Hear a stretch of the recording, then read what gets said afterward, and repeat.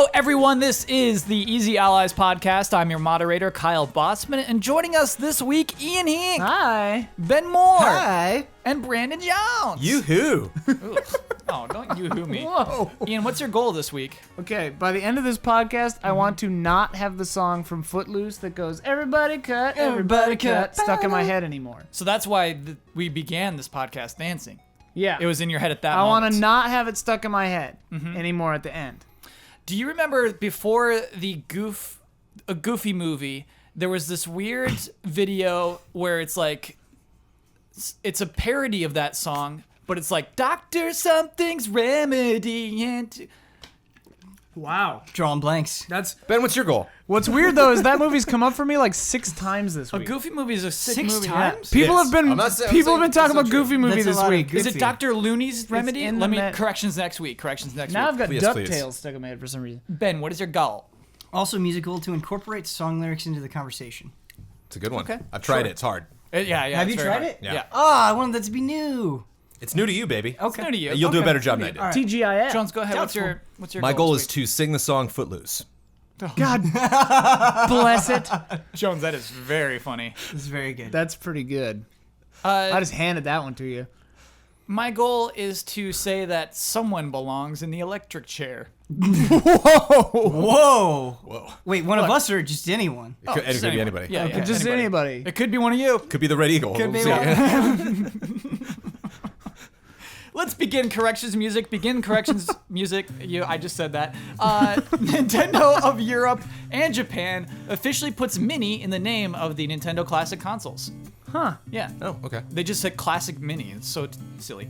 Or cool. Hey, that's cool. Sega Forever is controller compatible. You can use a controller with your phone Yup. if you so choose. Whoa, yup. You mean you tried it? I haven't. I just knew Oh, that. true. Yeah, if you want to get a I knew peripheral, that. there's all sorts of games you can play. Yeah. I have one of those. Oh, now I can't remember what it's called. 8-bit dough. I Yeah, think. yeah, 8-bit dough, controllers yeah. that you can hook to your phone. Tell me, I've got one of those. does it suck? Does it suck to use a controller with your phone? I have not used it with my phone. I used it with my Raspberry Pi. Ah. Depending on the game, there was a tiny bit of latency, but yeah, that might just be through the HDMI, through the projector. Who knows? Practice legal emulation. That Crash Bandicoot commercial wasn't actually shot at the Nintendo offices. That one's fascinating. Yeah. Yeah. I saw that correction. Yeah, it's cool. That was the Naughty Dog offices. Yeah. I feel deceived. Uniracers is not a Super FX game, as Bloodworth claimed it was. Ooh, in your face, blood. The reason it's never been re-released is because DMA, is that what that company was called? Correct. They were sued by Pixar because those unicycles look too similar to a unicycle that starred in a Pixar short. And if I could do a little editorial for a second, I just think at that time it's early. We're just figuring things out with CG and video games and stuff like that. And I feel like you can independently come up with the idea of unicycle. It's not a good idea, but you're just like, that's the first. Nobody sat down saying, I want to make a game about unicycles. That Right. idea came second to what you started building and playing around It's with. a simple I think machine. in both cases, yeah. They're like, what can we model? Yeah. It's easier than a bike. It's a unicycle. Hey, wait, One wheel. did you start the corrections music? Oh, yeah, it's going. Yeah. Assassin's Creed Rogue Oh, I knew. does not have penguins, turns out. Those are No. great auks, Correct. which, by the way, are penguins. Ah. They're penguins. They're similar. Like, tell me they're if you not were to penguins. find a person on the street and show them a picture of a great auk, they would most likely say that's a penguin. Yeah, They look very much like penguins. they're penguins. They're penguins. And I But feel either like way, they they're look- great. Yeah. Best I would also like to add, I mentioned polar bears. I don't think anybody heard me. I have that second. But It I did definitely mention has polar bears. There are definitely polar bears. Yeah. In Egypt? Oh, in Rogue. In Yeah. Rogue. Okay, that makes Well, more hey, we sense. haven't played the game yet, so Yeah. wouldn't that be a coup? There's a giant snake. And corrections music, please. Okay, so look, everybody. It's the summertime. Summer. It's post E3. Post E3. And I kind of related a lot to sports radio, where they have to stretch a lot in the summer. All they have is baseball. Basketball's not happening. Football's not happening. Not even hockey. All you have is the summer baseball games that barely even matter to just create your stories with. You know what I mean? You got to generate material off what you got. Question. I Yeah. have a question. Yeah. Do you think people who are all sports and no video games, the way that I am all video games and no sports, would find it as unbelievable that someone could just talk about video games as much as we do, as I find it unbelievable that someone could talk about baseball as much as like ESPN does? I do think that. You think it's like there's a corollary there? Yeah, I do think, like, how could you possibly talk about video games all Yeah. week? What is Every there to single say? week. Yeah. Whereas I'm like, what is there to say? They're running around a square. Yeah, exactly. Yeah. I think Because I don't know what I'm talking about. there are podcasts out there for everything. It's a and that's diamond. I'm just kidding, sorry. What is a diamond but a square? True. It's true. you just turn that square on its point. That's a diamond. That's a diamond right there, son. You got a game now. You got a game. You can run around it. We're not Kotaku- making fun of anyone with that voice. Oh, I love that voice. No. I know we're pro that voice. Yeah. We're pro that voice. They're good We're not pictures making with fun that of voice. anybody. Huh? There are good pictures with that voice. I like Oh, are you doing a picture? Cespedes. I don't know. Okay. Cespedes. Kotaku reported this week that Mass Effect Andromeda would not ever, will not ever have any single-player DLC. Here's what happened. There was a widespread Facebook post Wow. that was like a fake rumor about there being no DLC for Mass Effect Andromeda. And Kotaku says, yeah, I mean, that's very clearly fake, but it's also true. I kind of like this report. It's also true, and sorry, the report wasn't true, but it's true that there is no DLC coming to the story. Schreier wrote this, by the way, Jason Schreier. And so that's a reality. There's definitely, obviously, the DLC could still happen, but based off this report, based off everything we know, we've already read reports that Mass Effect Andromeda is basically the end of the franchise for a while, that there's no sequel in development, EA is cooling off of it. And so that's our story, that's what we're left with. And so my question to the panel is, here's what happened with EA and BioWare. They never said there would be DLC. They never really hinted. The closest they got was saying, we'll talk about that later, when people asked about the story DLC. We'll say no later. Yeah, and so I want to know if there was an obligation to the audience to say this sooner, to not let it be a Kotaku report. Why would there be? I guess because of the expectation with Mass Effect 1, 2, and 3. Didn't one have DLC? Anyway, with Mass Effect... It did have DLC. Mhm. Yeah, this franchise has always had pretty cool story DLC coming out after the game, and I think it's definitely an expectation. You would expect coming into Mass Effect Andromeda that it will be continued through interesting and good I think story the question DLC. is there a Mass Effect Andromeda consumer out there that would not have purchased Mass Effect Andromeda had they known that there would be no story DLC? Like, Right. is that an out for someone? Well, I'm not going to waste my time if I can't then take that character I've spent 40, 50, 60 hours with into more adventures down the road. In the case of this game, if that was the straw that broke the camel's back, That that'd seems be very extreme for me, interesting. yeah. Seems unlikely. So, yeah, I don't... To me, expectation does not equal, like, is not the same as being owed something. Like, we don't deserve Mass Effect Andromeda DLC. We might expect it, but they don't owe it to us. Or anyone. So they should be silent forever. They should just kind of never acknowledge that there's no story DLC coming. I mean, it's kind of like yeah, there's an expectation there, but like, if I'm a company that makes hats, and I used to put out green feathers for my hat, I don't know where I got any of this, but I used to put out green feathers for my hats, but like, we're not putting out green feathers for this one. Like, I don't have to say anything about that. I just don't do it. You have to. People are saying the green feathers are my favorite part. Those are my favorite part of your other hats.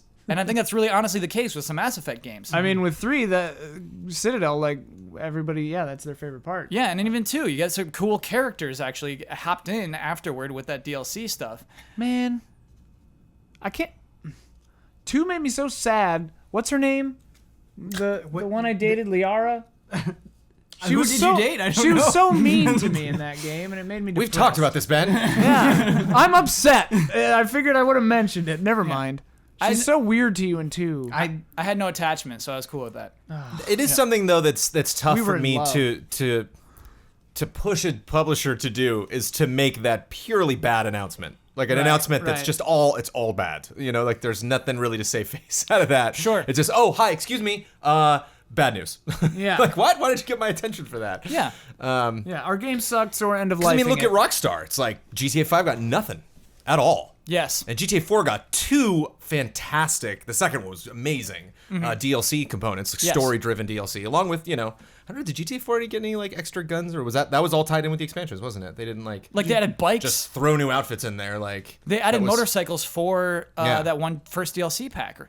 I think motorcycles are in it, but Yeah. they added different types of motorcycles, Yeah. like the big, wide, Chapas. Yeah, the choppers. I don't think were in there. So yeah, exactly. But like that DLC had the new expansions that are just purely online these days for GTA 5. But like Yeah, Vice 5 is, like, City and continually San getting Andreas didn't get any expansions. So it really was just kind of exclusive to 4. So I've never really like snubbed my Here's nose the at thing. Rockstar for how they handled it. I know Hubert's You absolutely very upset. should, because we could find quotes where they absolutely did hint that story DLC was coming in their From them. position. That I didn't know. Okay. Yeah. To me, GTA that's 5 much worse. Like Yeah. saying, yeah, and then if you go silent, that's bad. yeah. But like, since they never said, to my knowledge, Mass Effect Andromeda will have DLC, line in the sand, then it's like, yeah, all right. And for them, it's yeah. better PR to have Kotaku break it than them saying it, because Brandon's right. It's just bad. It's like admitting defeat.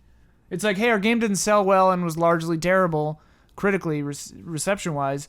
So we're not gonna do DLC. That's bad. That makes their company look bad. Whereas Kotaku saying there won't be DLC is like bad, but not as bad.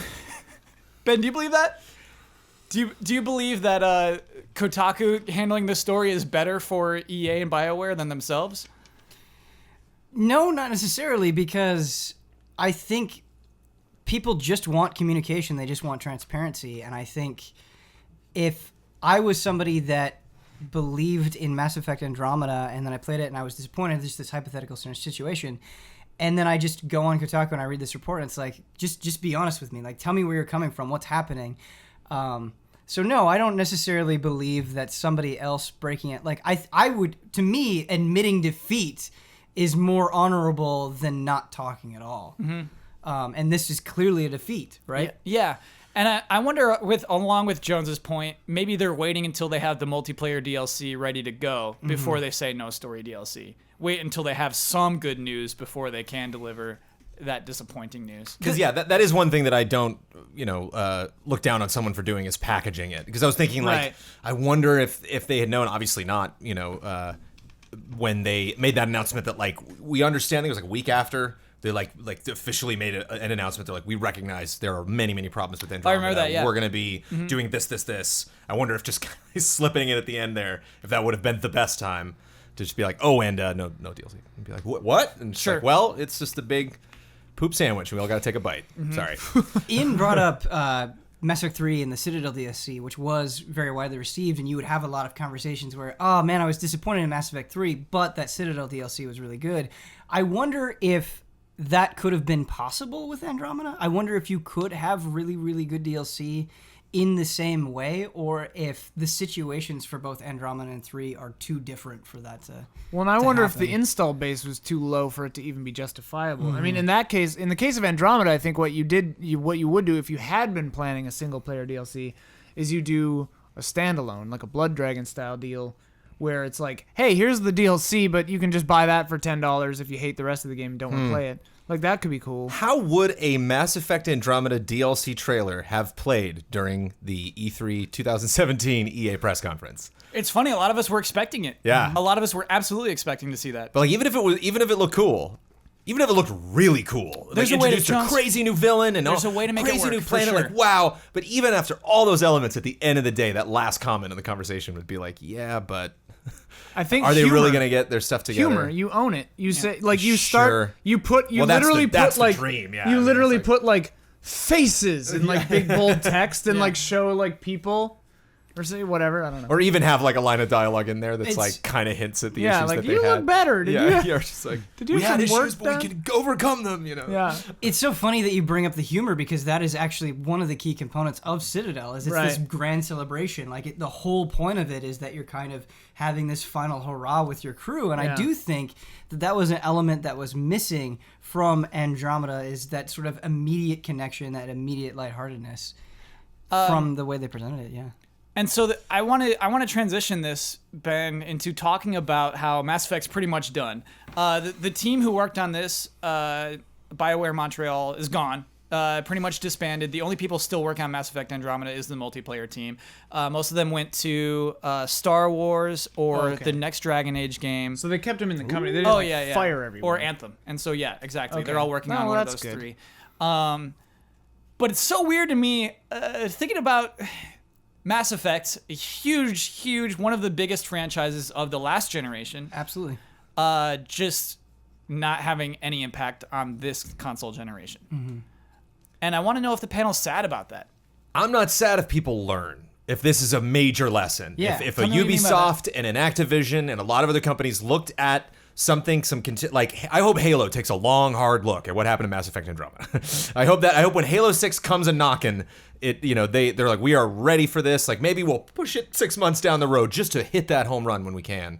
Because, I think Microsoft is in a pretty cozy place right now. Like after E3, I think there's like some stuff to look forward to. Obviously new hardware coming out. And so it's like to spoil that with the teaser and then not get Halo 6 for 2 years or just have something weird go wrong. Like that stuff is devastating. So devastating that like it's clear EA's like, we're gone. Like we want to completely disassociate ourselves from this. Yeah. And it'll take something like a short fan film like that Power Rangers film or something that reunites for or Mass like a Effect? comic book series that really Yeah. kicks off or something that they can like invest in and kind of dip their toe back in and be like, Yeah. people care. And But also, like, with Anthem coming out and moving a lot of people, because is that BioWare as well, or is it just, So that's the old Like- Mass Effect team. Yeah, so it's like, they have a new sci-fi thing. Mass Effect would just get in the way of that in a sense. So I don't see a reason for them to not kill Mass Effect. Yeah. And Especially I'm kinda after with it you didn't there. perform well. Ian, the example I was thinking of is like when Naughty Dog stopped making Jack and Dexter games. And like, you know what? I'm fine with that. Yep. Move on. Yeah. And like those are fun games and people can go back and still play just them. Jack 3 was good. So it's kind of a I think- bummer to like wrap it up. I think the And absolute the racing game was good too. worst case scenario is to have the next Mass Effect feel like they're doing it because they feel like they have to. They're forcing it when nothing is there. Yeah. And yeah, I was just gonna bring up the exact same thing that you already mentioned. Is every single generation there's a series that just fades for one reason or another that was so influential and then just dissipates. Siphon filter, Right? Ugh. Sure. I was at, brief anecdote, I was at a retro games, I think it's called like People Play Games or whatever, in Chicago, and they had a rack of manuals from games. Yeah, those are cool. And I was just like, what? And I was like looking through all these manuals, and I like stood there for a while thumbing through the Siphon Filter manual from PlayStation 1, just like memory lane. And they sold those? They sell them. You could just buy a manual. That would be kinda fun to fun. just flip through a Nintendo Oh, 64 man. strategy. Yeah. It was amazing. Not a strategy guide, the manual. The manual Yeah. from the game. Oh, the manuals. Like Oh my the goodness. jewel case instruction Oh. book. Yeah. And I was like, what happened to the game that this used to come with? Like, Yeah. why did you separate them? But like, oh man, that game. I love Siphon Filter back in the day. Anyway, sorry. I just thought that was really cool that they did that. No, it is cool. I do wonder though, with enough time, if the yearning for Mass Effect will come back, and could it be a Fallout situation where different people get hands on it and breathe new life into it? Could that happen? Would that be the right thing to do, or I don't know. Yeah, I think it'll be at a time when, right, Fallout was a top-down RPG with like turn-based strategy, right? Mm-hmm. Yeah, you're right, Ben. It'll be this sort of like huge evolution of it. Yeah. I hope. Do you when do Mass that Effect comes trilogy back. remaster now? No. No. No. I mean, yeah, I could see an E3 10 years from now where a crazy ass sci-fi game is introduced. Yeah. And we're all like, what is this? And we're all like, what is this? Yeah. And then it just says Mass Effect at the end, and we're all like, what? Because it looks totally And different. Mass Effect is in cursive. I'm like, that's not my Mass Effect. We're the people who Yeah. are Fallout 2 fans who are so mad about where Fallout went. It's like the Golden Girls Yeah. font. Like, interesting. Yeah. But letting it sleep, I think, can be such a powerful weapon. Yeah. Yeah. Along with this, Ben, I wanted to talk. I was thinking about EA's lineup, what the games that EA publishes, and I was drawing interesting comparisons between EA and Activision, and I want to drag in Ubisoft as well. I think these three publishers are pretty comparable, and so to the panel, I want to list off the games that those three publishers are publishing in 2017, past and present. EA this year, it's got Madden, it's got FIFA, NBA Live, Need for Speed Payback, and Star Wars Battlefront 2. I think it's pretty diverse. It's a lot of big games that will probably sell very well. Ubisoft this year, For Honor, Ghost Recon Wildlands, two huge successes right Yeah. out there already. South Park, The Fractured But Whole, Assassin's Creed Origins, Mario and Rabbids, Far Cry 5. That's it for them. So that's huge too. And again, like very diverse. I think The Crew 2 is next year. And so, Ubisoft obviously does weird stuff, but still has huge hits like Ghost Recon Wildlands has been. Activision, 3 games. Crash Bandicoot, as we talked about last week. Destiny 2, Call of Duty, World War II. That's it. For the year. Only the entire games year. The entire year. Yeah. No. Well, let's not forget that they're also Blizzard, so they Still, that, but I guess like if StarCraft remastered, but Blizzard Yeah. barely does a game a year. And the That's true. Diablo update. Diablo big update, but yeah, that doesn't No, count. right. I mean, you had a yeah. character doesn't to count, Diablo yeah. and that counts. Get out of here. It's great though. The Necromancer rules. That's what's so weird to me is it's just like we added one character and that's like the big announcement for Diablo for 2 years. Here's the thing. I was again it. Yeah. Because I was like, you're gonna charge me $15 for a character? Yeah, no Come new story on. stuff, right? There's no new story Not to my stuff. knowledge. And Yeah. they added some new areas Okay. for adventure mode and stuff. But then I was like, okay, that also includes all new voice acting, a whole bunch of new animations, a whole bunch of new items, all kinds of new stuff. And then I played it, and I'm like, yeah, that Necro is dank. $15. It's a fun caster. All right. Oh, man. But anyway, I think Activision really is the odd one out there. Yeah. Yeah. The Activision still though is number one amongst those 3, and I think it's all Call of Duty. And I mean, Destiny 2 is probably going to sell very well The this Destiny year. 2 event was insane. Oh, it's just the budget? Just you that mean? one game was Yeah. like on par with like Bethesda Land. Like Yeah. it was Yeah. pretty much the same size, same Oh, it was money way spent, better maybe than even Bethesda. more. Like Yeah, so Jones, my they question... don't have their own press conference and yet just one game. They'll play Yeah. like the Super Bowl. My question for the panel is like, is this sustainable? Can Activision really just rest? There's no Skylanders this year. There's no diversity there with like the kids games. There's no like Ninja. There's no weird Platinum game this year. Activision is really just doing those 3 games in this year. And I wonder if it's sustainable, if Activision will ever have to change, or if it can really if this is smart to simply focus on 2 games in a year. I wonder if Destiny 2 is such a big deal. I wonder if they really want to put their eggs in that basket and be like, we cannot mess this up.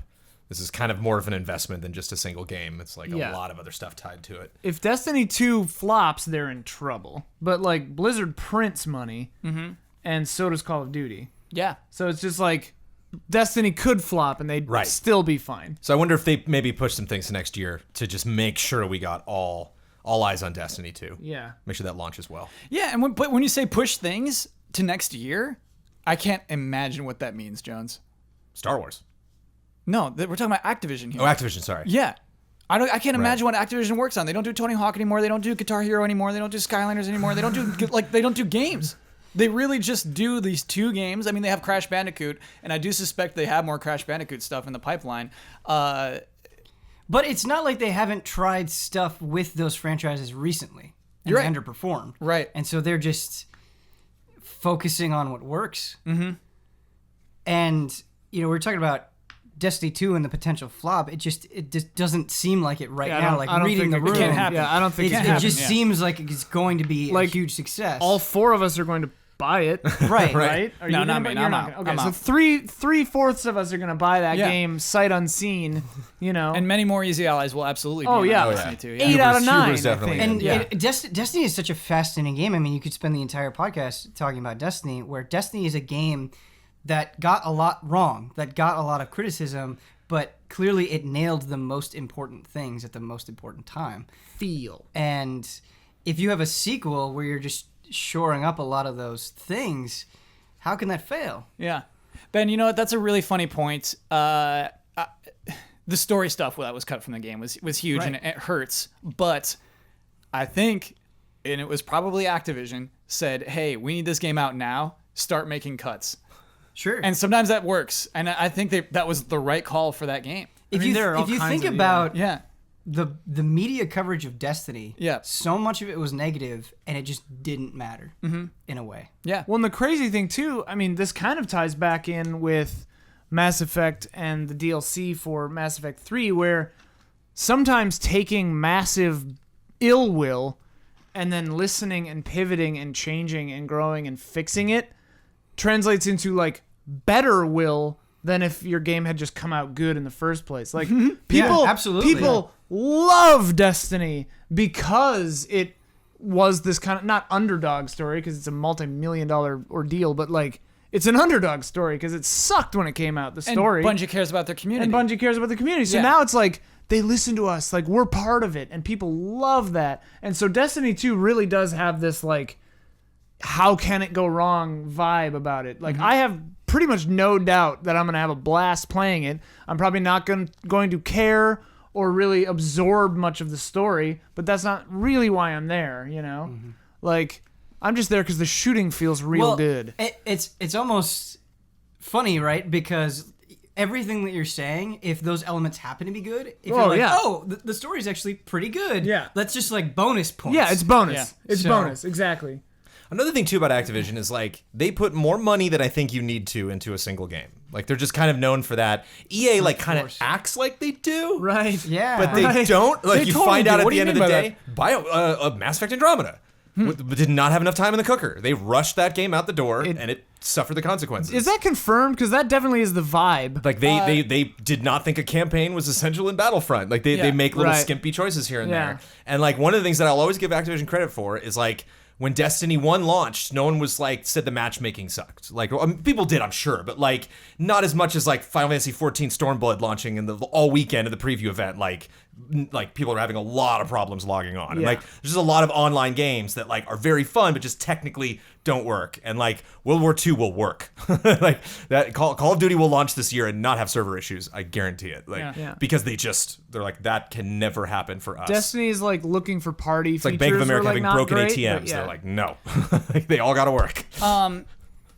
Jones, the thing though is I don't think it's fair to say Mass Effect Andromeda didn't get enough money. I think EA spent more money on that than most other games will ever see. True. A huge part of that we learned is that they wanted to switch it to Frostbite mid-development, and that they had to burn a bunch of the stuff they already worked super hard on. Why did they do that? Do we know?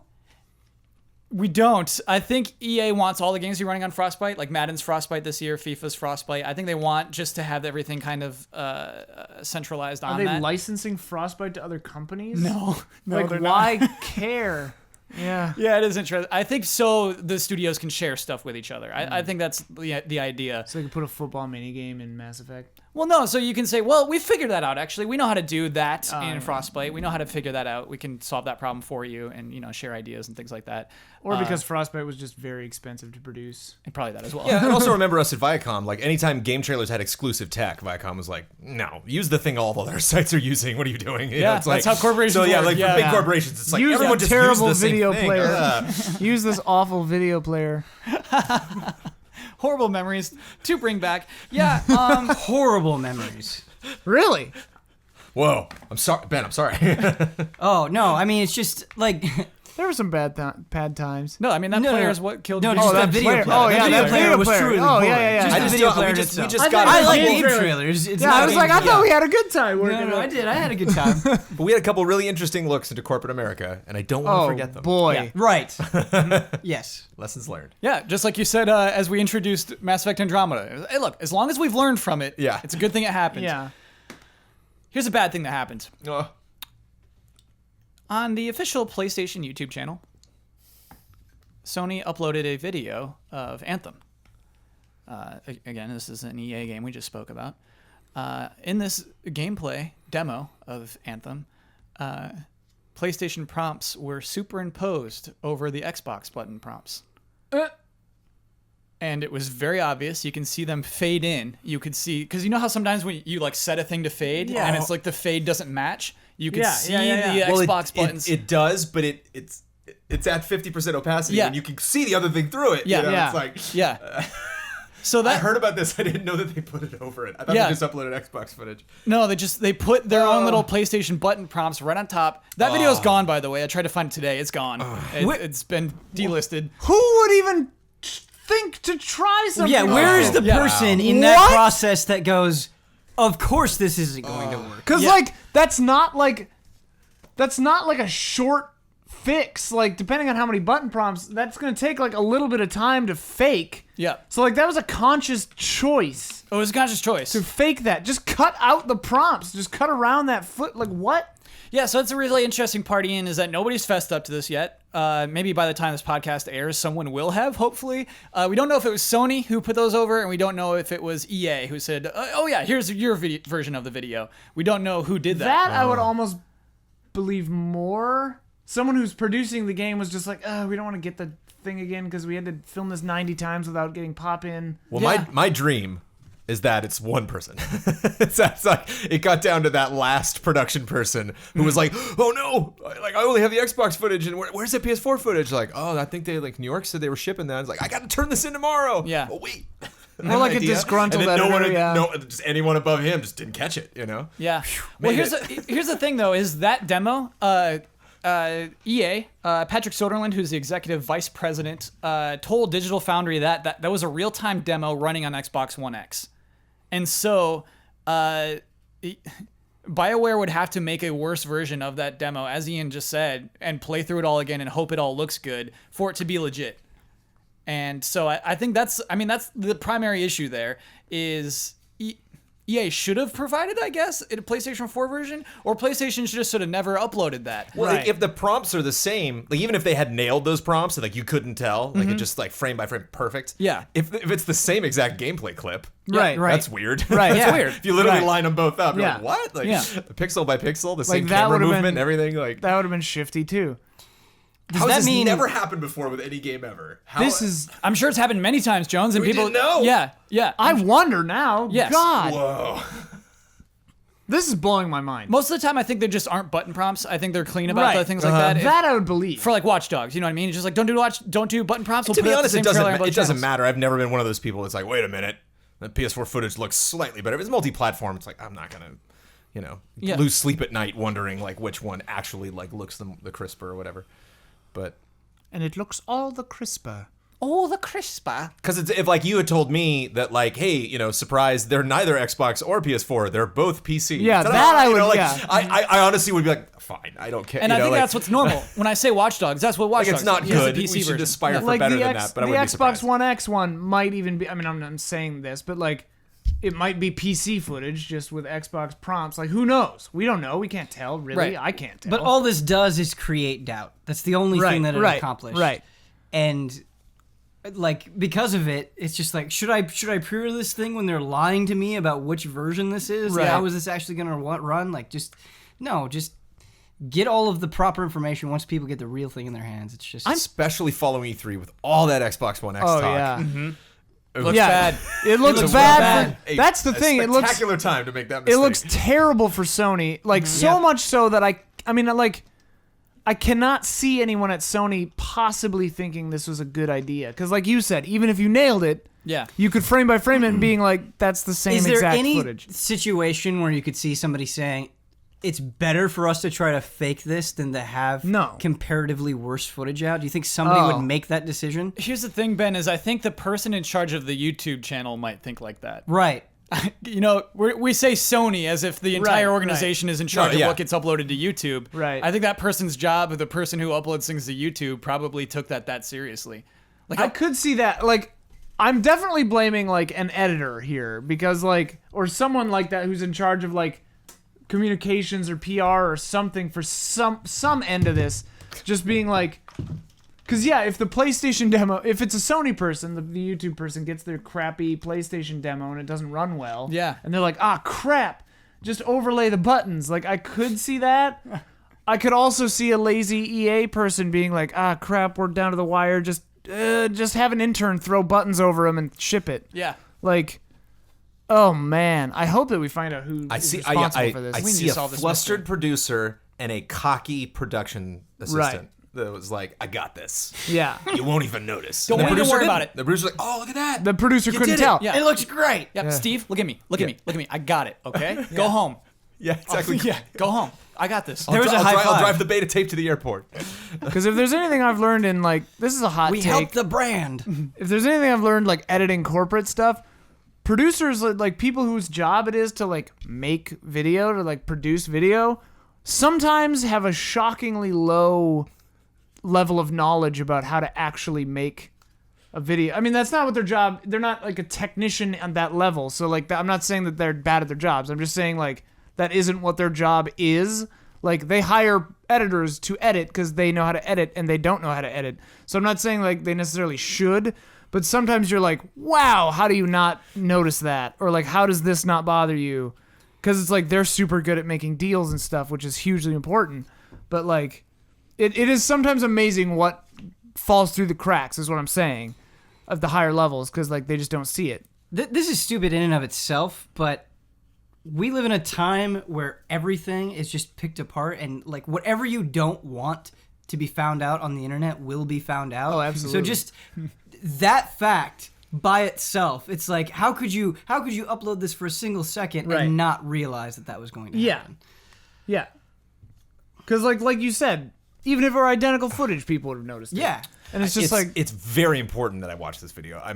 It's gone.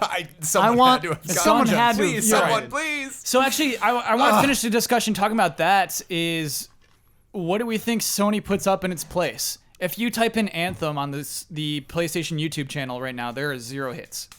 There's 0 video there. Right. Do they put up a new Anthem video? Maybe the teaser trailer from the EA press conference? Do they put up nothing until they have actual like? What do they do, panel? you What do they put up? shoot someone playing on a PS4 on a TV in the first shot with the PS4 hooked to it. You Yeah. show it, and then you cut to the gameplay. You of have that. to. You have to be. You that have to literal be now. that literal. There's no. Like, you have room to be for- like, this is running on a PlayStation 4 Pro. Yeah. See, like you watch them hook all the HDMI's up and hit play. Like you have, you prove it. It's Shuhei Yoshida walking out, bowing, hooking up the PS4 to the television. It takes putting- 4 minutes. Ooh, if anyone could fix this, it is Shuhei. I feel like he could do it. He could do it. He could play I it think off. that is Even it. if he played it poorly, like but I He's think, wearing a T-shirt with PlayStation prompts like velcroed over Xbox prompts, and I one, want- that's a halfway great through, shirt now, the halfway through, one of them falls off, accidentally. And he just goes, "Whoops." Whoops! oh, sorry, and he puts it back on. I think obviously we're talking about the right thing to do. I don't think we're talking about what they will do. I don't think we'll see that video. Oh, they'll just throw up a. oh, I- that's I think gone. Yeah, I think it'll be simple. I think they wait until they have the actual footage. yeah, they'll Okay. just throw it up. But I mean, that will be a while. I think. That'll be a while. Yeah, But I think in this case, they maybe want it to be a while.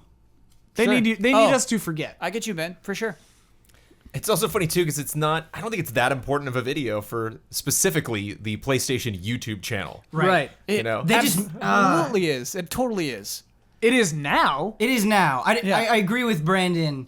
Not as important as others, as exclusives that they have for their The system. previous- as Spider-Man, you mean. To like them selling the console itself and not just being like, oh yeah, we also have this. They- So to mess up on that, like They took something that would be moderately beneficial and made it just a huge mess. that was hugely you said it better damaging. than me. Yeah. Hugely damaging. I think, they sorry wanted for to interrupting, they wanted to make it clear it was not an Xbox One exclusive, and they did it in the worst possible way.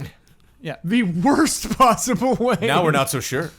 Yeah. We could be playing the Xbox version on a PlayStation 4. We won't know until the game comes out. That would be amazing. Until that video is published on youtube.com/PlayStation. I'm reserving my expectation. You know what would be really sad, actually? I just thought of this. Is if it was running on a PS4, they just haven't coded in the different button like graphics yet into the UI. No, because it was the exact same gameplay. Oh, okay, okay. It coincided exactly. As Oh, the right. That's right. Yeah. I'm sorry, you like hear that? Oh. Oh, sounds like it's podcast halftime. The following Not a Red Eagle. are the official sponsors of Easy Allies That was a for hawk. the month That was a hawk. of June. It's a Blue Hawk. iKeyless. Need a new car key or remote? iKeyless.com has been in the key replacement business since 2002. Check them out today and they can help save you up to 75% off of the dealership's prices. If you type in offer code EZA at checkout, you'll get 15% off of your order. Scorn, an atmospheric horror adventure developed by Ebb Software, set in a nightmarish universe of odd forms and somber tapestry. Go to scorn-game.com for more information. Mango. Michael Kozachenko is producing video game long-form reviews on YouTube at youtube.com/MishaKoz. Iron Harvest, a real-time strategy game for PC, PS4, and Xbox One. currently in development at King Art Games. Join their community and help them bring the alternate reality of 1920 plus to life. L. Thanis. Richard Smuts, who you can follow at Theraxis. Hogue Law, business law firm. Whether you're starting a business at level 1, stuck fighting the dreaded fundraising boss, or finally cashing out with a well-earned high score, you need a good business lawyer at your side. Rick Hogue started Hogue Law to bring more than a decade of experience to companies like yours and is proud to support the allies. Check him out at www.hoeglaw.com. H-O-E-G. People wanted me to clarify. They saw me tweet out Hogue Law. We're like, that's how you spell it. Yeah. H-O-E-G law.com. All of these links are available in the description. Thank you to our sponsors. Thank you, sponsors. We also have another sponsor that has not gotten back to me about what they want to sponsor. We had somebody jump in there. We're at the very beginning of the month. It's I didn't realize this is, the fourth tomorrow. It's the third of the month. Yeah. So usually I have a little more time to hi there. How can we do this? Yeah. And just haven't got that response. So someone is owed a sponsorship moment right now. Maybe 2 cards next week. Sure. You Coming can in shuffle hot. it in twice. Action it twice. Yeah. Okay.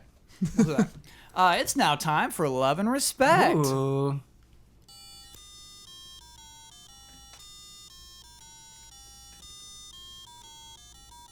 Love and respect. Jones, that snapping was so classy. Do you like that? Yeah, Wasn't man. distracting at all or too much? No, and it was like on point too. That was really nice, dude. Well done. We'll just appreciate it ourselves. Oh, I gotta cut loose, foot loose. Kick off your Sunday shoes. That's all I know. Dr. Looney's remedy. My pony. Oh, Jump this on is it. wrong. This is wrong. We're trolling each other too much. The natural segue into that. Sometimes I like when a comment needles us sometimes. Yes. Oh, yeah. Bring Poke it. the bear. Hey, allies. Video game reviews have made me a tad bit salty as of late. Ooh. I've been noticing a trend lately with video game reviews. Pretty consistently across video game outlets, reviewers are favoring extra modes in games rather than the game itself. The most recent example of this is ARMS versus Injustice 2. Both of these games are strong fighting games with a good amount of depth and character variety, yet one of them is getting better reviews than the other. Injustice 2 has many great single-player modes, such as story mode and multiverse, whereas ARMS has fewer extra modes.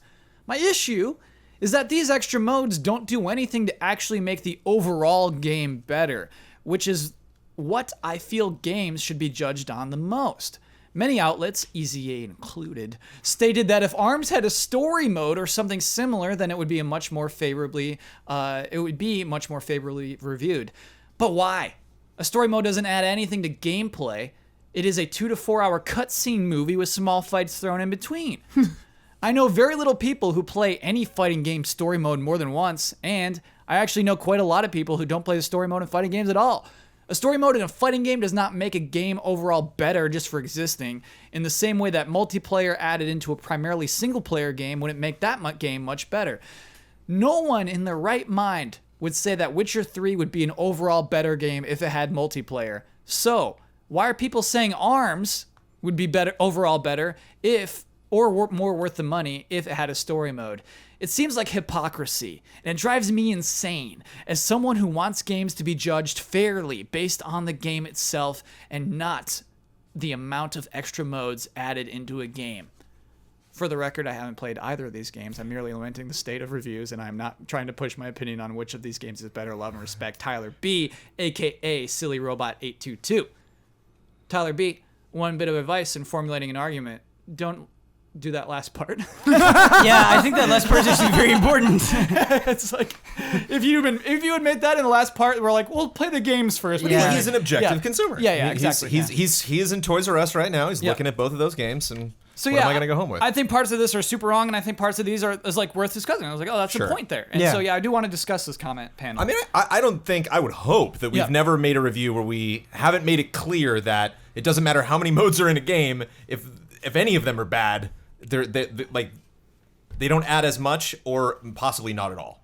And when you have something like ARMS, it's like it's just the quality of the modes that are there. So I don't think the opinion was that like if you add a story mode, that just automatically fixes it. If it's also a bad story mode, it's going to do the same as volleyball. It's just not going to add anything to that. Like anything you add needs to stand on its own. So I think Injustice they kind of make that connection, not just because, oh, Justice got a story mode, well done. It has possibly the best story mode I've ever played in a fighting game. So when you experience one of those, and people say like, I don't have any friends who play story mode fighting games, like maybe they should. I would tell them to play this one. Yeah. Because it does provide context. Like I love that Master Mummy level. Master Mummy? Yeah. Arms? I don't, what is that? The one where what the middle breaks open and there's a trampoline. Was he born there? Is that like his home? Is that where he hangs out? Is that like Does he love the a friend's trampoline? graveyard somewhere? Yeah, it's just. But Jones, that would make the context would be game nice. better. To me, it would to know that. Why? To know where we just to have context. It's like to understand not only the functionality of things, but what the process of the developer in bringing that to life. Why does Twintel use her hair, not her arms? That's the central argument to me that doesn't make sense. Is you're saying, okay, as long as the fighting itself is good, that's enough. Then it is an excellent fighting game as long as the fighting itself is good. Where if people are responding to the modes, if they're saying, okay, the fighting is good, but the ways in which you're applying it, because it's not just like the mechanics exist and that's it's how you're using them, right? You're using it to do the target smash, which I don't think is very good. You're using it to do basketball. the basketball, and the volleyball, yeah. Right. Like you're using that is a way that you're applying those fundamental mechanics, and there's not a lot of that isn't interesting in and of itself, right? Whereas we're talking about Injustice 2, it's not just that it has a bunch of stuff, it's that we enjoy doing them. So we're taking the fundamental fighting, but then we're adding more to it, which will lead to higher reviews. It's never quantity, it's quality as well. Yeah. It doesn't matter if it has a million things or very few things. It matters like those individual things' relative value. And ARMS does have a story mode. It does. The Grand Prix is a story mode. So explain it to me, because I've never seen it. You pick a character, and it will give you context for what they're doing. They're trying to win this tournament. Okay. You're going through. It ends. It has a conclusion. It has a final boss that you're doing. There is some sort of semblance of structure there. The problem is, right, that it's basically just kind of like the offline party mode where you might do a one-on-one fight, or you might do target smash, or you might do something else. That's part of the Grand Prix? That's part of the Grand Prix. Okay. And so you'll do like a couple of fights, and then you'll do one of these other modes, and then you'll have a final boss. And so and there's no other story elements that are there at all. And so it ends up not being all that enjoyable, or it doesn't feel like there's much there, where Injustice 2, right, you have this big grand story mode that's like more interesting. And I think the other thing you have to consider is just because you want something, let's say you just want to get online and fight, right? If a game can be more appealing to more people, that's not necessarily a bad thing, but there are different ways that you can do it. He talked about just forcing multiplayer into Witcher 3. Right. If Witcher 3 had multiplayer that was really well considered, super well made, that's not necessarily a bad thing. Good multiplayer in a game isn't necessarily bad. It's only when it feels tacked on and essential and forced, like it's desperately going after something, rather than, no, we had this great idea and we executed on it really well. The perfect example for me are the Naughty Dog games, like Last of Us and Uncharted 4 have pretty fun, well-received multiplayer, and it doesn't feel as though, like it was maybe unexpected in the case of Last of Us, but it doesn't feel tacked on, and it doesn't feel as though it detracted any resources from the main game, you know? What is funny, though, is I think in those two cases, multiplayer is not a big part of those reviews. Right. I think when you're writing those reviews, you don't make a big... Because it's good. Because if the multiplayer was horrible in Last of Us, it would have been a detractor in the reviews. Since it was passable to good, people are like, and there's multiplayer and it's pretty cool. And then it doesn't really affect... Like, having bonus things, I think, if they are good or better, can only help you. But if they're bad, they will hurt you. Yeah. And, like, having bad modes in ARMS hurts it. Whereas if it had just... an additional good mode, it would either keep it neutral or help it. You know what I mean? Yeah. So like what you were saying, it's quality over quantity. Right, and you were talking about how the multiplayer specifically, like if you go back and I think if you read Last of Us reviews, right, you might get one paragraph on the multiplayer. Yeah. Right. But the reason you get one paragraph on the multiplayer and it still gets a high score is because that they felt like there was enough going on in that game by itself to justify that score, and not needing, like, the thing about ARMS is, I think, as a player who wants to appreciate it, you play it and people say there is a lot of depth there, and there is, but if you're a brand new player and you haven't looked online, you haven't seen anything, it's how is it applying that depth? Does volleyball really show you the depth of ARMS? Is it really what makes it interesting? Or even from a casual perspective, is that something you're going to be doing with your friends all the time? No. And so it's like this mode, from both perspectives, in making me appreciate this depth on another level, which would be a good thing and make me more invested in the basics of ARMS, or from a casual perspective, hanging out with my friends and playing it, it's not accomplishing either thing. And therefore, that's why we're critical about it. Yeah. Also, in the case of ARMS, you can't always choose what mode you're going to do. Right. If you're doing party mode, you Right. don't know what you're going to pick. And there's it's some like- things you're going to like and some things you're not I going to mean, I like. guess, yeah, you're playing party mode, but, like, can you play online just matches? Yeah, you can. There's Oh, ranked. okay. But the thing is, to get to ranked, you have to beat... so they have different difficulty levels. I think it's 1 to 10 on the numbers. You have to beat it at least on the 4th difficulty level, all the way through with one character to unlock ranked. And in Grand Prix, is it always a mixed bag? No, in Grand Prix, I don't remember the exact distribution, but it's like you do a couple of fights and then you'll do another mode. Because, like, in you'll do a Injustice, target you smash or pick a something. mode and then do it. Yeah. Right. And you never have to play volleyball. You don't ever have to But play volleyball. and again, we're talking about different people here. Right. I've talked to people that have just played the story mode in Injustice 2. Yeah. They don't understand the depths of the mechanics. They're not good when they go online, but they appreciated that story. They appreciated playing as different characters. They appreciated the presentation. And so it's giving them a bunch of things to say that, like, yes, ARMS is a really interesting game, but if a lot of people who play your game don't feel compelled to find that or stick with it or feel motivated to get better, or maybe if you had like more elaborately presented modes or more interesting modes, maybe they would do that. Also, like, to bring the counter argument here, Yeah. Star Wars Battlefront 1 or whatever. Yeah. 2, which one are we on? Whatever. We're on We're on 2. 2 now. But yeah. Didn't have a campaign and everyone was pissed. Right. And, like, that's exactly what this person is saying. Like, if your mechanics are good, it won't matter. And it's like, clearly it does. Everyone hated that it didn't have a campaign. Sure. But is that right? Shouldn't reviewers just care about how good the gameplay of the game is? Yes, and so the because you have that model from the Battlefront 2 that came out on Xbox and PS2, now I know what you would have to do if you were to remove the campaign from the story with the other modes, and they didn't do that. Like, they literally, like, Battlefront, the original Battlefront that came out, or not the original, but the one we got, a year or two ago, compared to Battlefront 2, was literally the same game, couple less characters and no story mode. But like the major thing that it had was like, that is the prettiest Star Wars game I've ever played. So like that was the major thing going for it.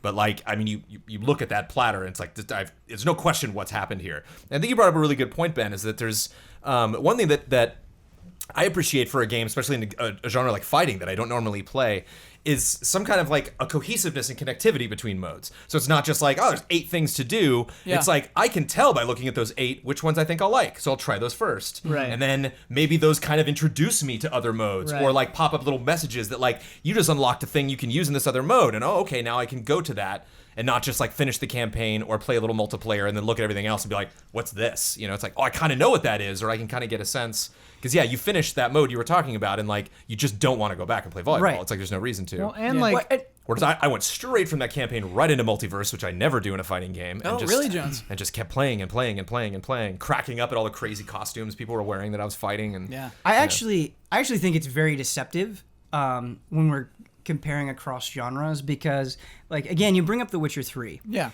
That's a huge game. There's a lot to do in it. And you have more freedom than you think you do. When you hear people describe The Witcher 3, you hear a lot of the same things. Like, oh, I love how big it is. I love how gorgeous it is. I love the quality of the writing. I love the characters.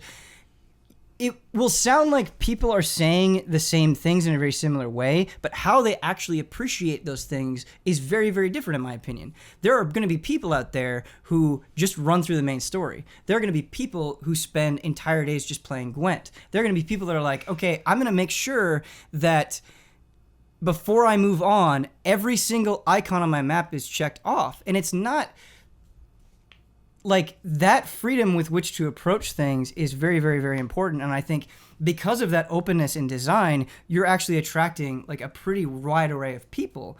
Whereas when you talk about a different genre of game where you have a lot of depth, like you want to be able to appeal to different kind of people. It's like I appreciate people arguing that I understand fighting games, I care about fighting games. As long as that stuff is good, as long as the nuts and bolts are good, I'm in. But from the game's perspective, why wouldn't you want to get as many people on board as possible? And I think you can do that without sacrificing depth. You have to understand that there are going to be people out there that want to play your game and may eventually get to that depth. But if you give them a story, if you give them a world to get invested in, they're going to be way more interested in doing that than just grinding it out online. And yeah. And so I think it's important to remember that the people reviewing the games are people like that too.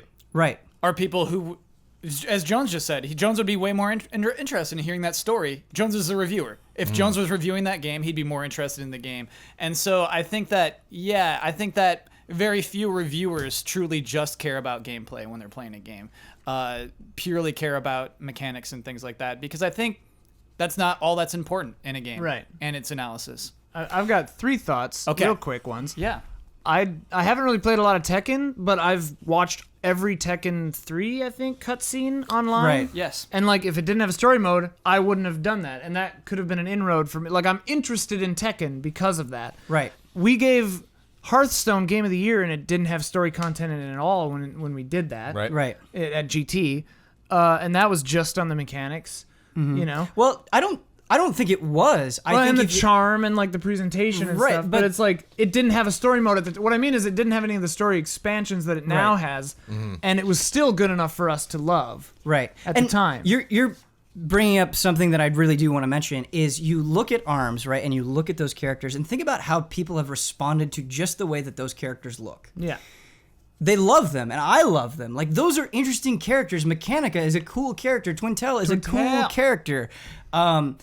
Master Mummy is a cool character, and it's just like you just set up this slam dunk where you have these really wild, really crazy, really cool characters, and you say, we're going to elaborate more on them later. Yeah.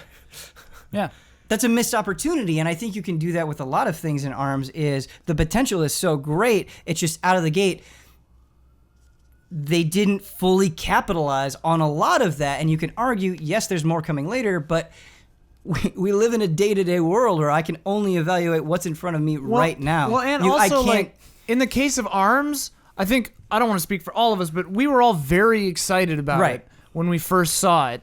I was very excited. I don't play a lot of fighting games, and I was planning on buying it. I played the test punch for 10 minutes, and I said, I'm not buying this. And, like, to me, that's the proof is in the pudding, right? Like, that mechanically, it's not even that great. You mean? Yeah. Yeah. Like, I was like, not worth a purchase. I do want to speak, because on one hand, I do sort of agree with Silly Robot, and I think you can be too reductive. I don't think anyone out there should be playing any game and say, oh, it's not like this, which just came out, therefore it's not as good. Like, you can't, quality is not defined by that, and I don't think anyone should ever be like, because then we just make games less interesting. If we say, all right, if you're a game coming out, you need to include exactly this thing, otherwise they can't exist, obviously that's extremely restrictive. At the same time, however, we live in a marketplace. People aren't getting these games for free, right? They're not okay, obviously we're not in that position.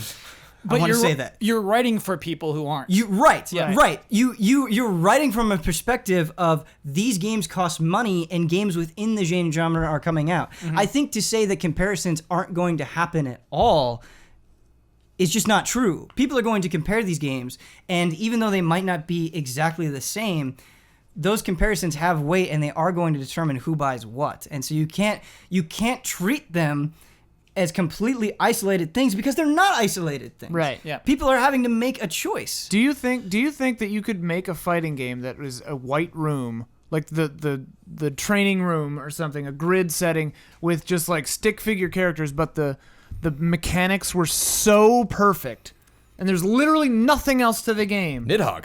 Well, but Nidhogg is like very, very quirky and bizarre, you know? Nidhogg's great. That's a good example, though. Samurai Gun, I think, is like, it's like mechanically perfect. Yeah.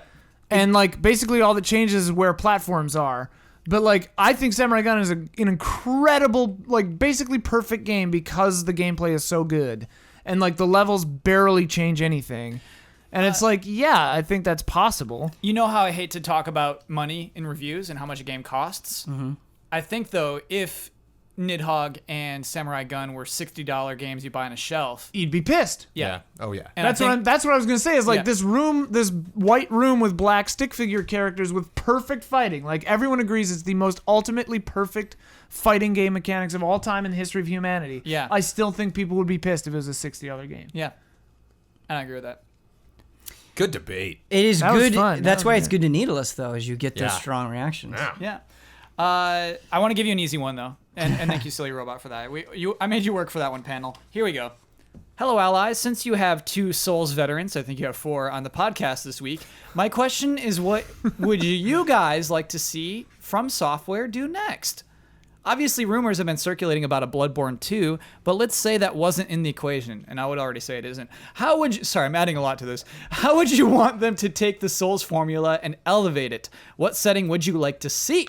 And how would that change combat, weapons, story, etc.? Love and respect to everyone on the panel. Connor Reese. I want a whole new world. Yeah. Don't you dare close your eyes, because Hold your breath. It gets better. I, personally speaking, I am at a point with Souls that I feel like does not get to happen very often, where I feel like, honestly, I am very satisfied. Yes. There have been a lot of Souls games of varying quality, absolutely, but I would say by and large, it has been excellent. I've enjoyed it. I've played hundreds and hundreds and hundreds of hours of Souls, and I think what made Souls so exciting originally is that it did challenge conventions, that it did carve out a new space. Like, people latched onto Souls is because it was so unlike what everyone else was doing. And at this point, if you come out with another Souls or you come out with another Bloodborne, it's not that it's not going to be great. It's not that we're not going to be excited, but It's not a surprise. I think that team is capable of going in a completely different direction. And I can't sit here and say what I want, because what I really want is something that I don't know I want yet. I 1000% agree with you. I want to see, like, I honestly think that From Software is so talented and respects their players to such a degree that anything they put out, even if it isn't like, I don't play the Armored Core games, but I kind of just assume that they're very well put together because it's that team. They're too hard for me. Yeah, I mean, possibly they are, but like, I think, honestly, I think this team could put out anything. Like, they could put out a visual novel, and they would somehow, like, revolutionize it, and I would be like, oh my god. I think you found one that I would say no to. You found one where I'd be like, man, I'm bummed. I mean, Visual novel, I'd be like, oh, that kind of sucks. Well, but you know what I mean, though. Like, I think they could put out just about anything, and I would be thrilled. A 3D platformer starring a goofy little character. I'd give it a shot.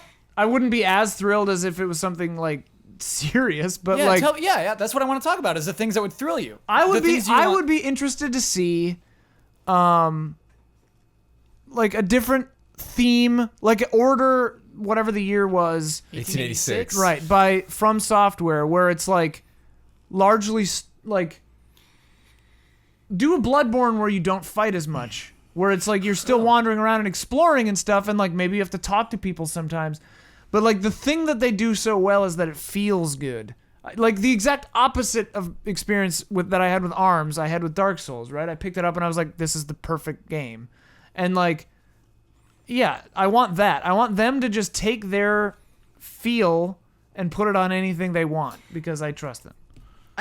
I would want that feel to be pretty nebulous, though, because I think Platinum Games does a good job of it, where you have like Mad World and you have Bayonetta, and then you have something really weird like a Wonderful 101. Mm-hmm. But even I think when it's at its weirdest, the entire Platinum Games catalog makes sense. There's some sort of through line there with what they're trying to accomplish in those games, even if they play pretty differently. And I think that's what I would want a From Software game to be. And I think honestly, if we go before Souls, you kind of already have that. I mean, if you look at Otogi, if you look at Armored Core, and then you look at Dark Souls, I think you can put those games together, and it's like, okay, this kind of makes sense together, and that's what I want. And I think, much like Platinum Games, they could come out with something new, a totally new IP, and just the name being attached to it would be enough to generate a lot of interest.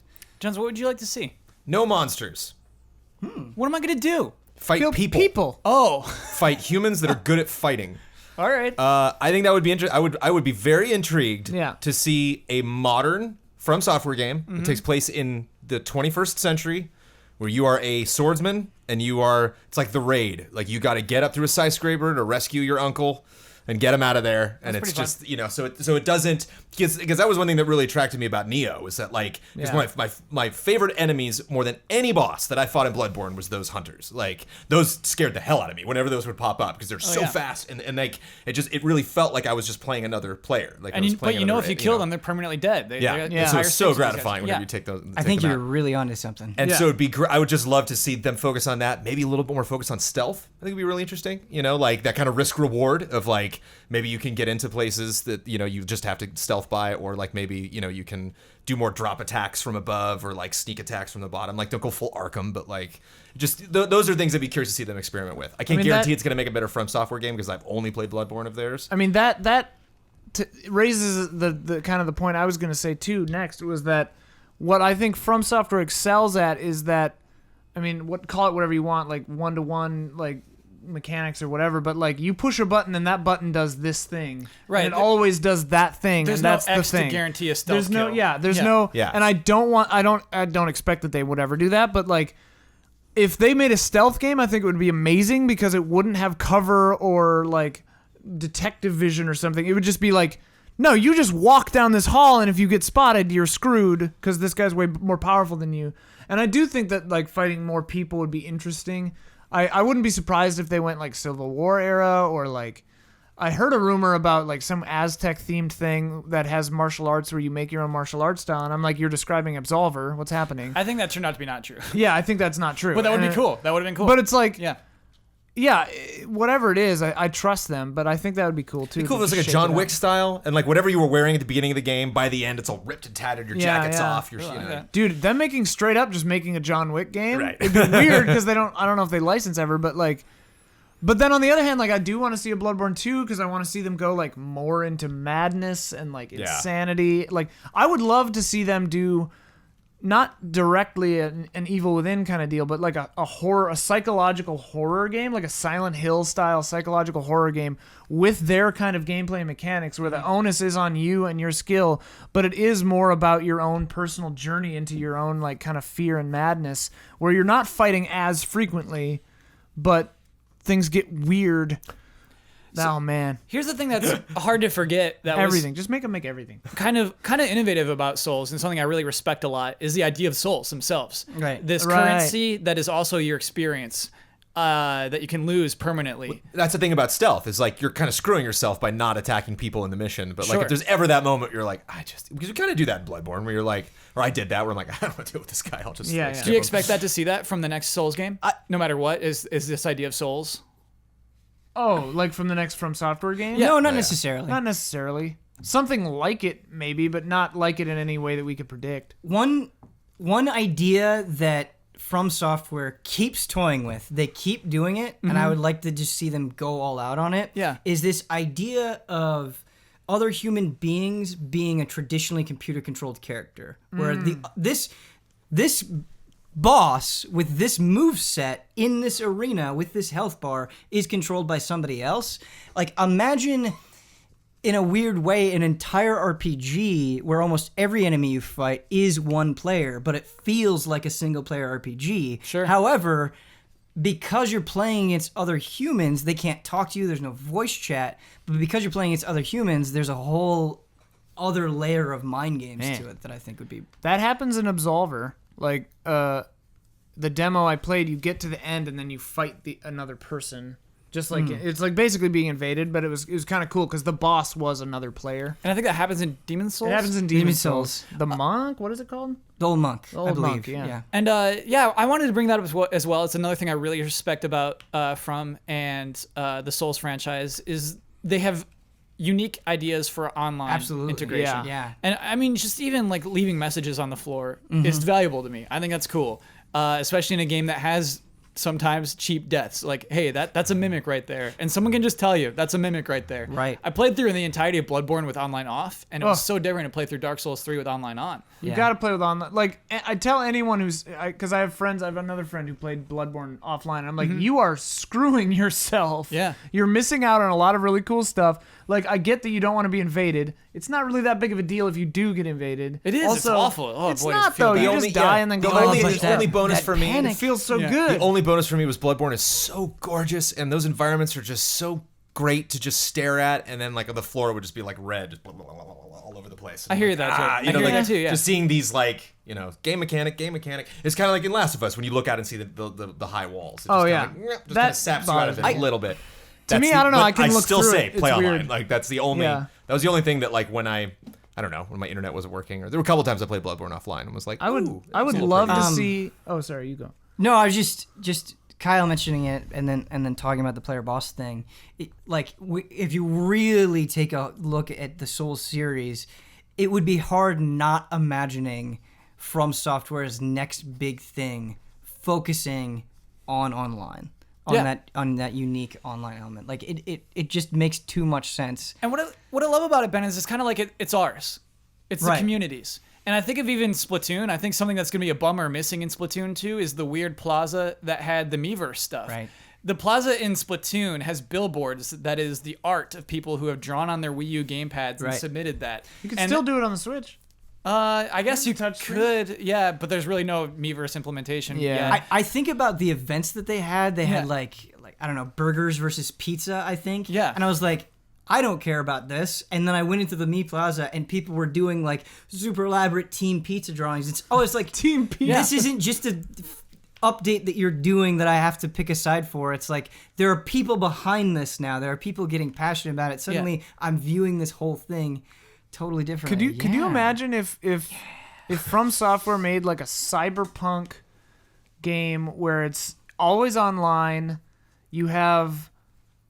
there's some kind of narrative conceit where you can't really like voice chat with people, but you could like communicate with, like, the air is so bad you can't take your mask off to speak or you'll die. So you have to like just use like gestures to talk to each other, right? And like you come across other people and everyone's just doing like whatever Blade Runner-y jobs they've got going, and it's like a $20 game. You can beat it in a couple hours. There is a little story. Like, that would be bonkers. And then you can go back in and just like hang out like Endless Forest style. You just like chill with each I don't know, other. Endless Forest. Oh, it was a Tale of Tales game. It's a very obscure game. Journey. It's like, like let's say Journey. Oh, but there's online, like everybody's in this environment together. Right. Yeah. And like you just come across people and like, hey, can you help? Like you gesture like, will you help me? Like you do the thing for like, will you help me do this job? And they're like, sure. And you I like go that. and do your job, and then they're like, hey, will you help me do this job? Can we And then also you have- fall in a pit, and you're like, no. Yeah, and then they're like, haha, and they want- steal your like credits. I want there to be two horrible characters, NPCs in the game, and we vote for which one will be mayor.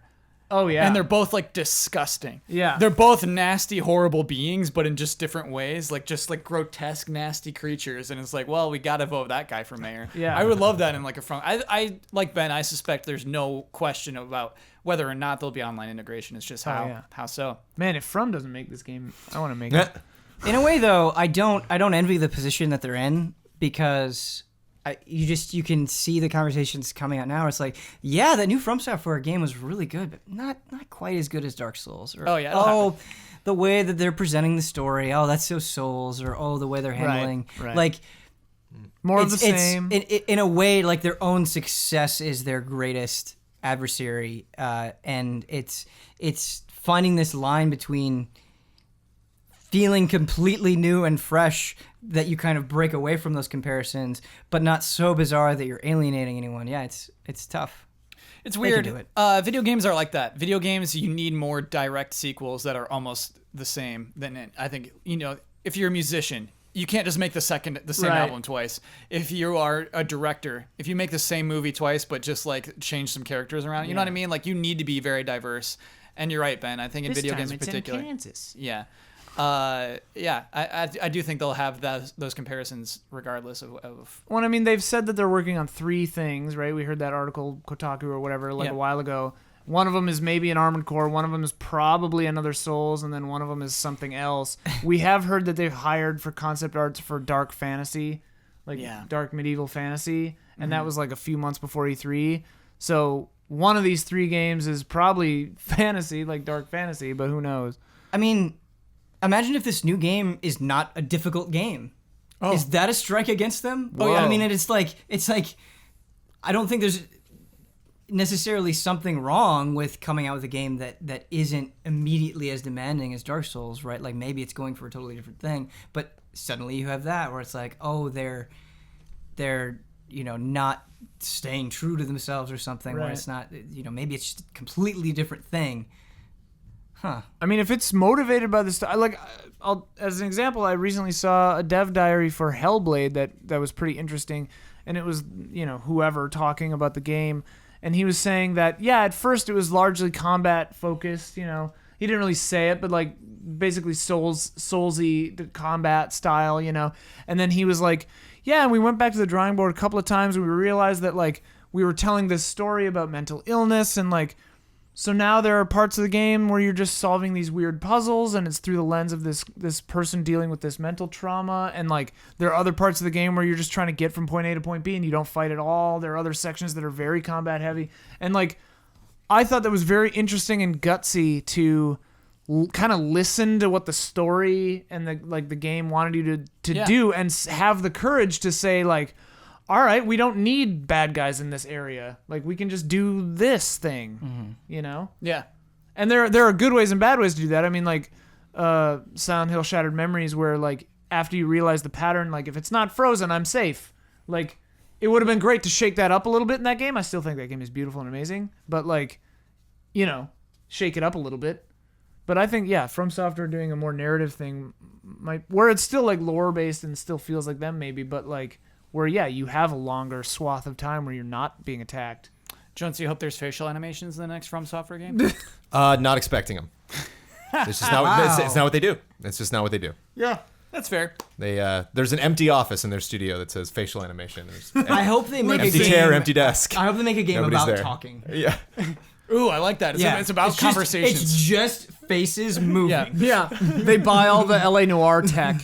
It and then starts. just put it in there. It starts with transactions. It starts with like, I would like to buy gum, and like you succeed and you get, Right. But it like ends with like having to have a breakup with a girlfriend you've been with for 5 years. Yep. And it's just And you can't It's let her just see you cry. the entire screen is just zoomed in on both of their heads having this breakup. That's a just good keeps game. zooming in on their mouths. It's now time for bets. Oh, thank you, Connor. Thank you for the love and respect questions. I feel like we went for a long time on that one. Oh, we did, yeah. But that's a podcast right there. It's fun to go along and on something you care about. Anyway, it's time for bets. Next week's bet: Final Fantasy XII: The Zodiac Age releases Tuesday, July 11th. Woo! At this time next week, what got will a fan? the trophy percentage be for the trophy Assault Striker? Used attack 300 times. And we should say we have no idea what that means. Right. We have an idea, but not. We don't know if it's like is it prompt. automated? Do I have to do it? Right. Is it me, the There's- party I think leader? it there's is- two most likely outcomes. Yeah. Yeah. The one you introduced was the actual Push command. the attack command. Right. Is it actually using the attack command 300 times, or is it just getting like any attack in from anybody And let 300 your times? characters gambit away. Right. Yeah. I think it's probably the second one, Sure. but I don't know. We'll find out. Jones, what's your bet? 79%. Okay. What, Jones? So we record the podcast on the 11th. Right? Okay. All right, Jones. Give me big. 60%. Ian, what's your bet? 73%. Okay. I did 49%. Cool. And We got a tight gap here. is that a 4-leaf clover? You think that Don? I think did for that's this? a Is our 4-leaf Don clover or a Looks like a fleur-de-lis, chicken maybe? foot. bet? Yeah, kind of. Yeah, it like looks a like fist? a Simpsons hand, perhaps. Ooh, we got the low end, baby. 44%. You got me, Don. You got me. Let We me got lock the those middle in. and the low.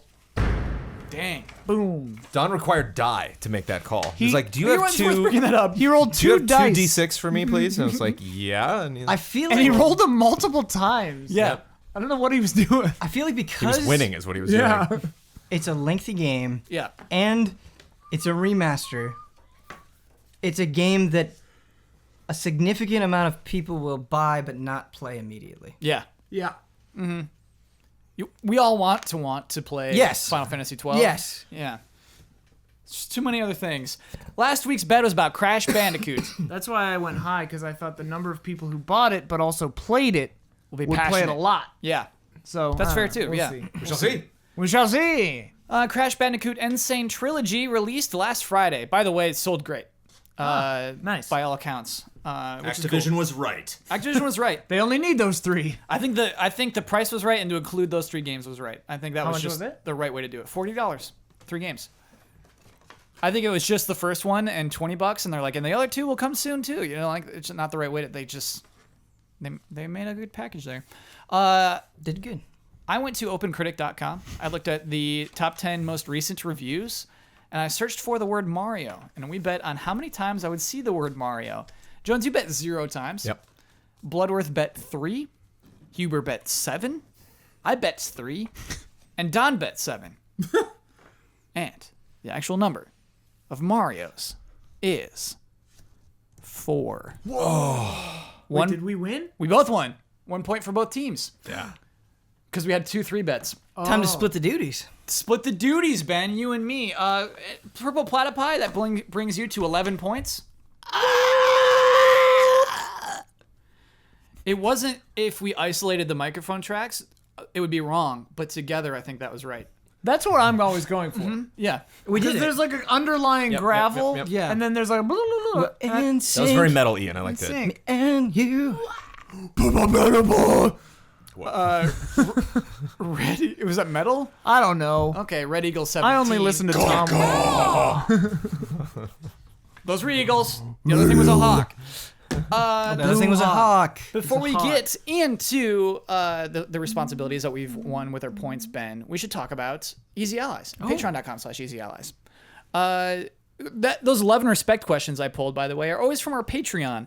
If you give $5 a month to patreon.com/Easy Allies, you get not just the podcast early, but that's where I cull all of those questions from. I make a post to those $5 people, the podcast crew, and then just a huge comment section of love and respect questions, topics, and games, and I pull those from there, and that's where we get that. I guess generally it's a bigger deal to get the podcast 2 days early. I guess that's really why people join that tier, and probably not so much for love and respect. But anyway, if you're wondering how that works, that's how that works.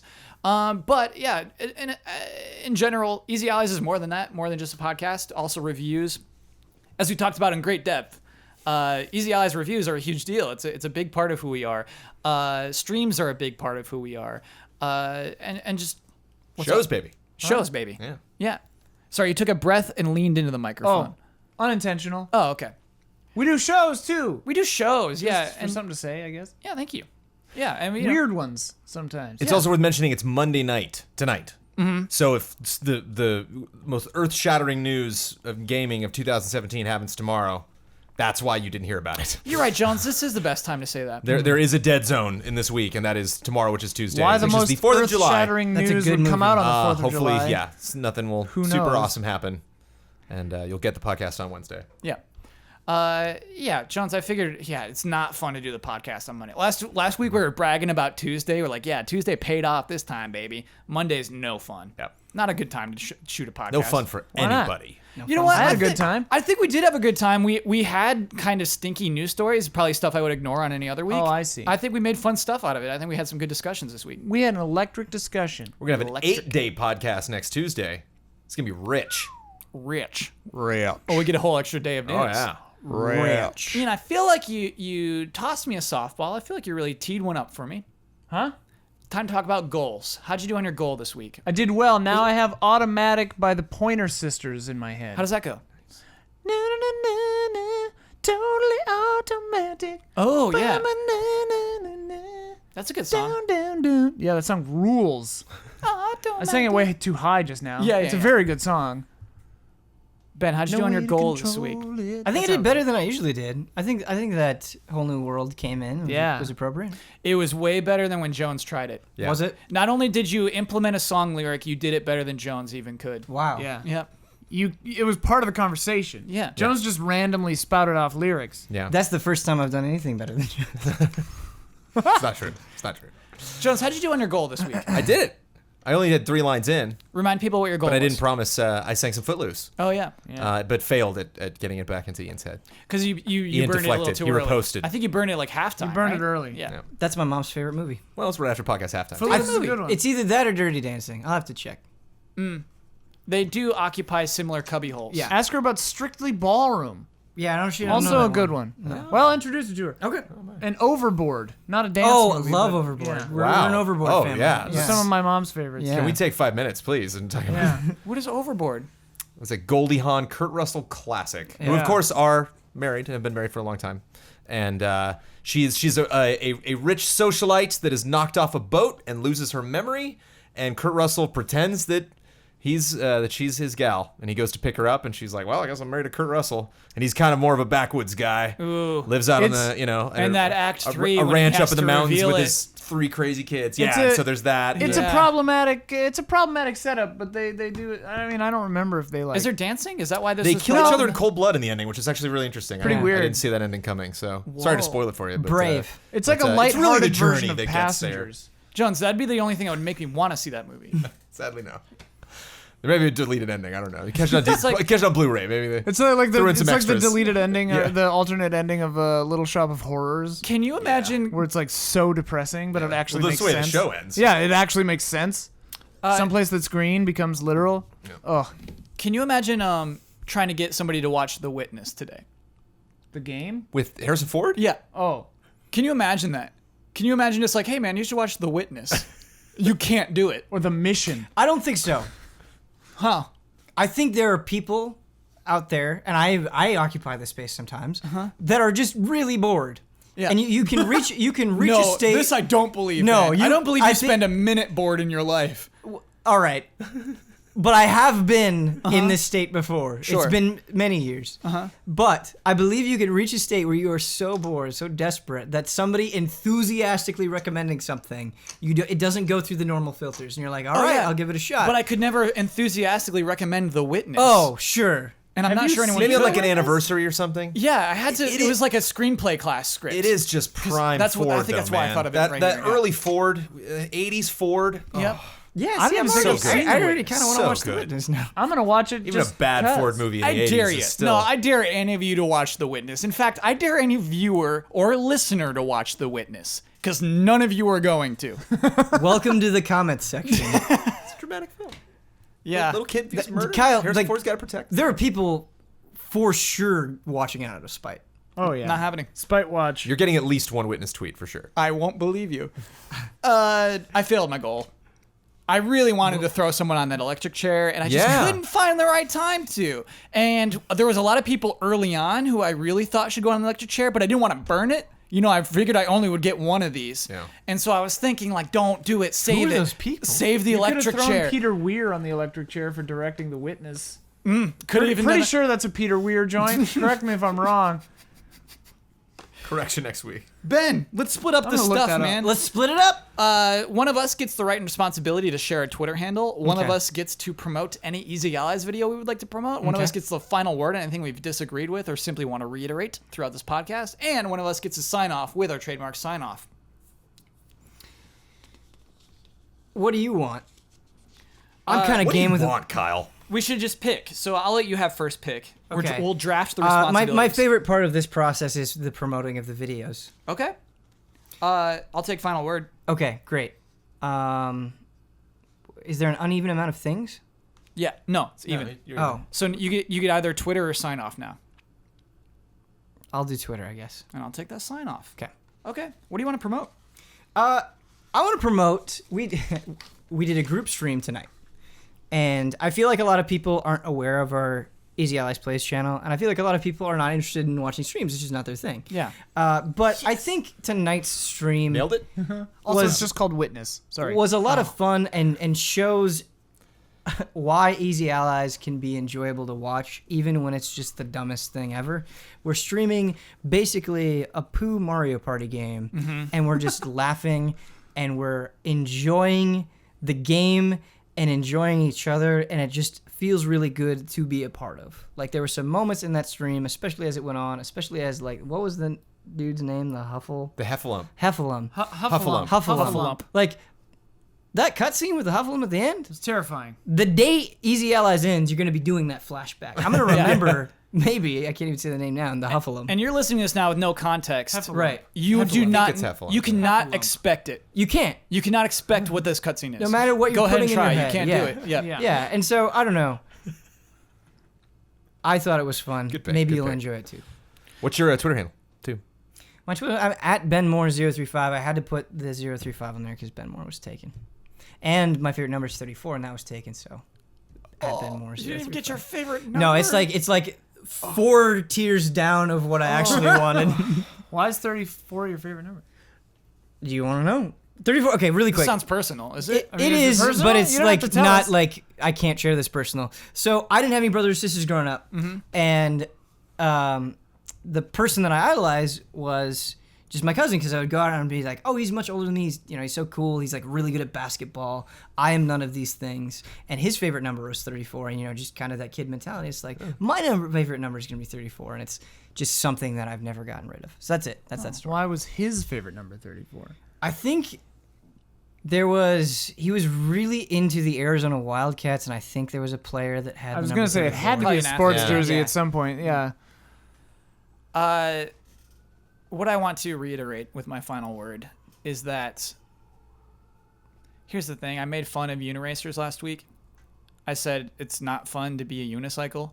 Many people sent me videos and said, look at this game. It still looks dumb. Sure, there's kinetic motion. It looks like Line Rider, perhaps, where it looks like fun to do and you can do flips and stuff. You still have to. You're a unicycle. You're playing a video game as a unicycle, and I gotta tell you, that just looks like no fun to me. I don't want to be a unicycle. Not now. Not ever. Tomorrow is forever all ours.